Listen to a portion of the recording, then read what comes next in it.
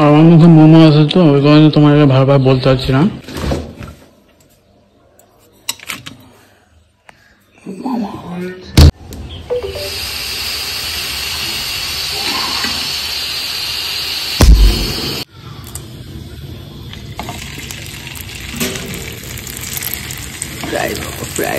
প্রায় চলো চলো বন্ধ করে, নাহলে পুড়ে যাবে বন্ধ করে ক্যামেরাটা অফ করি।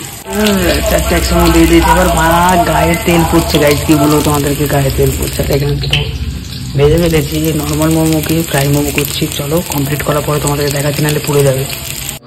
ফ্রাই মোমো তো পরোটা হয়ে গেল গো। এই যে কি করলাম আমি, নর্মাল মোমোটাই তো ঠিক ছিল লাগছে, বাট ফ্রাই করার পরে তো ফ্রাই তো হলো না।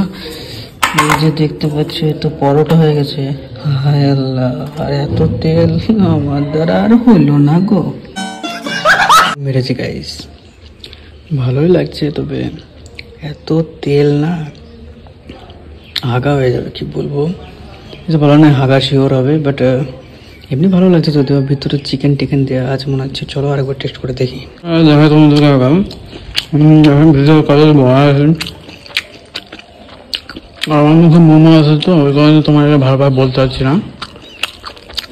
তোমরা একটু বুঝে নিও। এদের দেখতে পাচ্ছ ভিতরে অনেক কিছু আছে। তবে আবার বলি, যে পরিমাণে তেল দিয়েছি না, এগে ফেলবো আজকে শিওর।